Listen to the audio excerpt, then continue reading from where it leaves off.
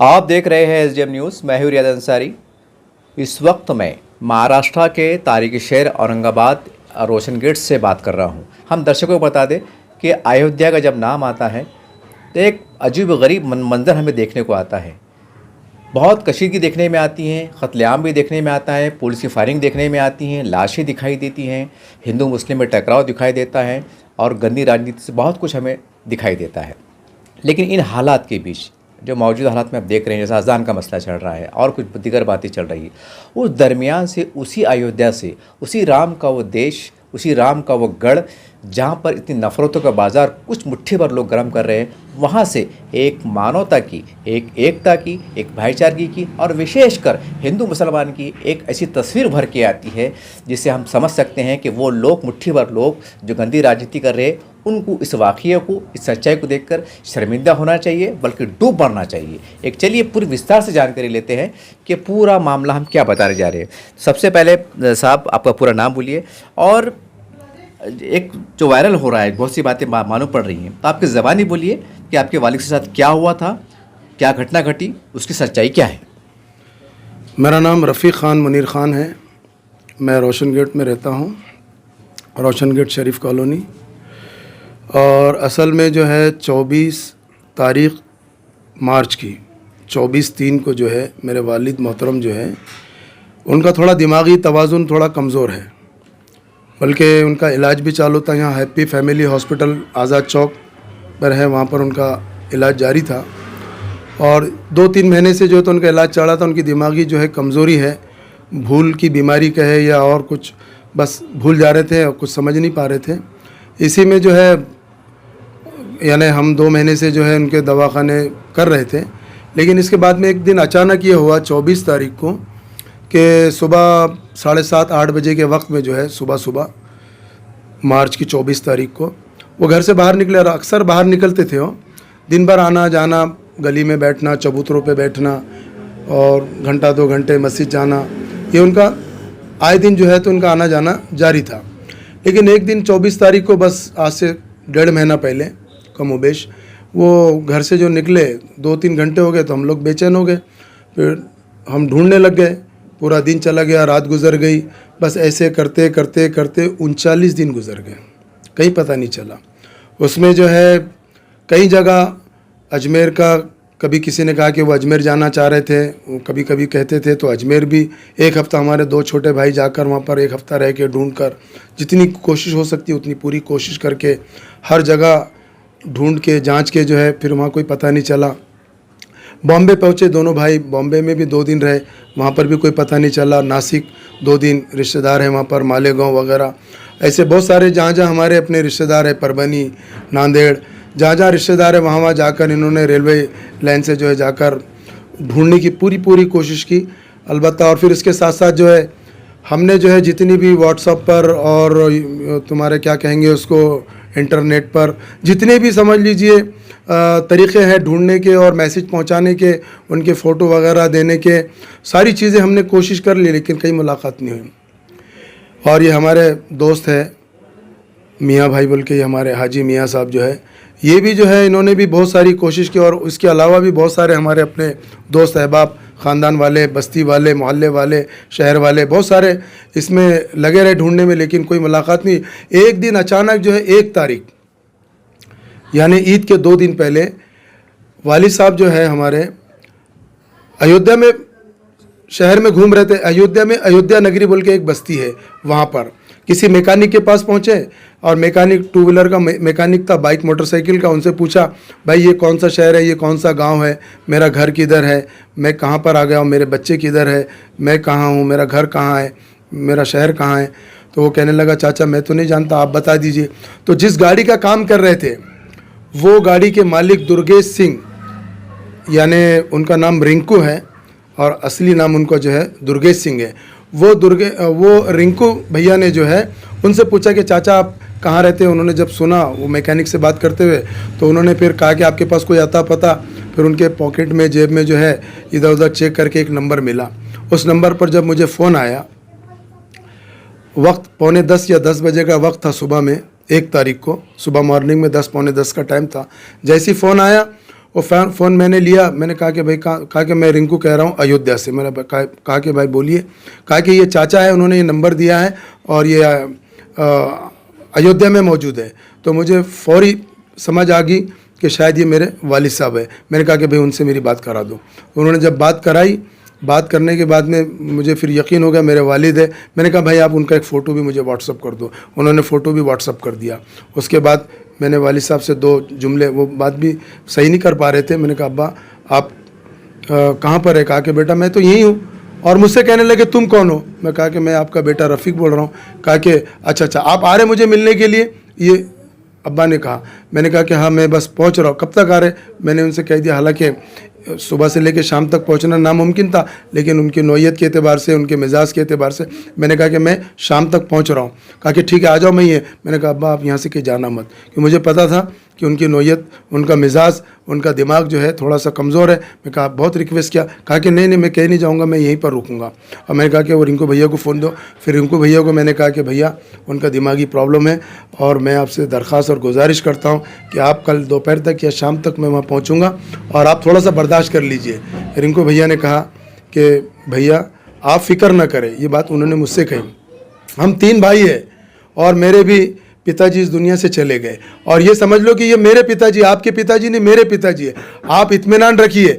आप जो है 2 दिन, 3 दिन, 4 दिन, 8 दिन, जितना भी आप जब भी आना चाहो, अब ये मेरे पिताजी और ये मेरे पास रहेंगे, आप फिक्र ना करें। बस मुझे बहुत हिम्मत आ गई और उस वक्त दिल से बहुत सारी, रिंकू भैया और भारत, उनके एक दोस्त थे, उनके होटल में रखा गया था वालिद साहब को। वो भारत भैया से भी बात हुई, उन्होंने भी बहुत खिदमत की, उनकी सेवा की उनकी बहुत सारी, और एक ज़िंदा ऐसी एक मिसाल पेश कर दी जिसके लिए मेरे पास कोई अल्फाज नहीं है।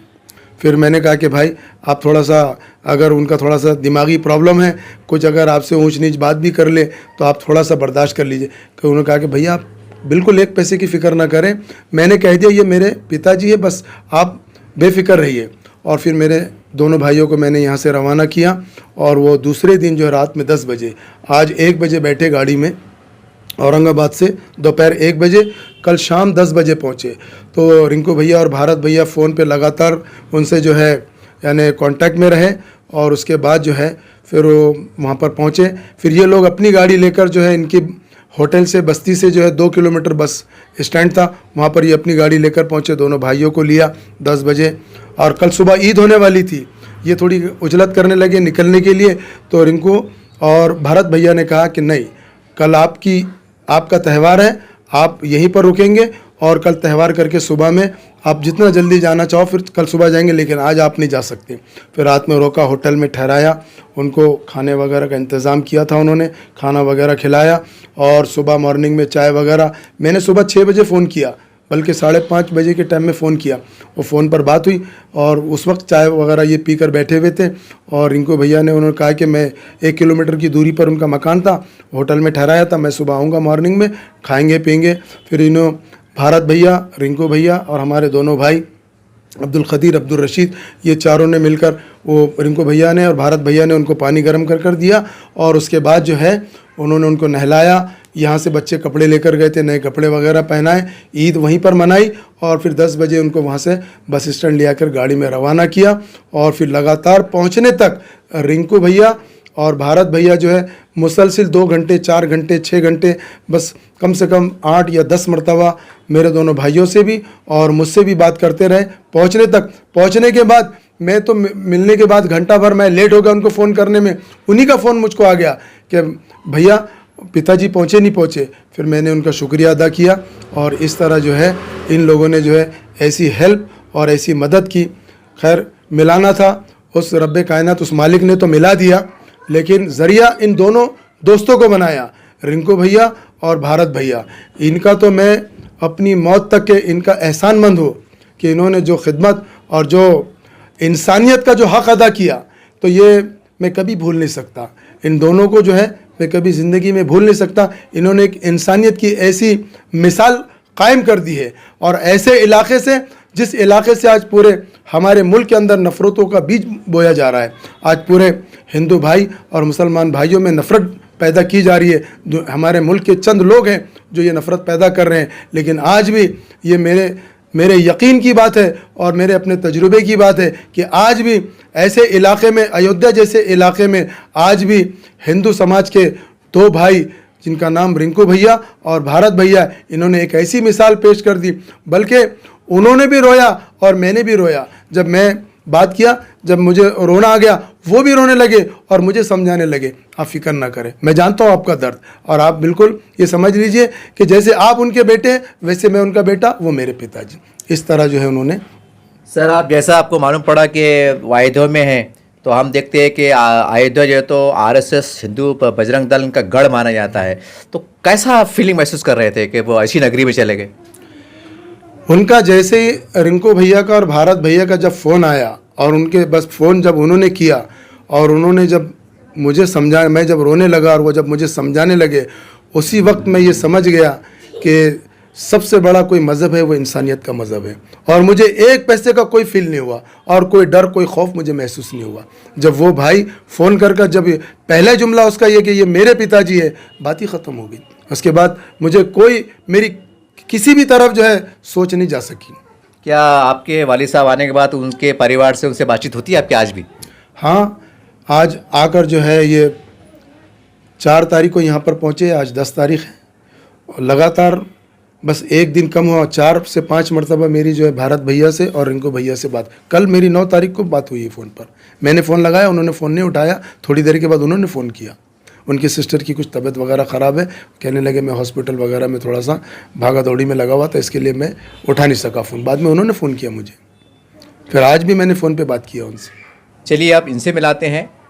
ये जो साहब आपसे बात कर रहे थे, ये उनके दोस्त हैं, तो इनके तासुरात को लेना चाहेंगे। सर, आपके इस बारे में तासुरात को बोलिए। भाई, मैं रिंकू भाई और अपने क्या नाम है भारत भाई का शुक्रिया अदा करता हूँ कि इन दोनों ने मतलब जो इंसानियत के नाम से जो बहुत बड़ा काम किया है।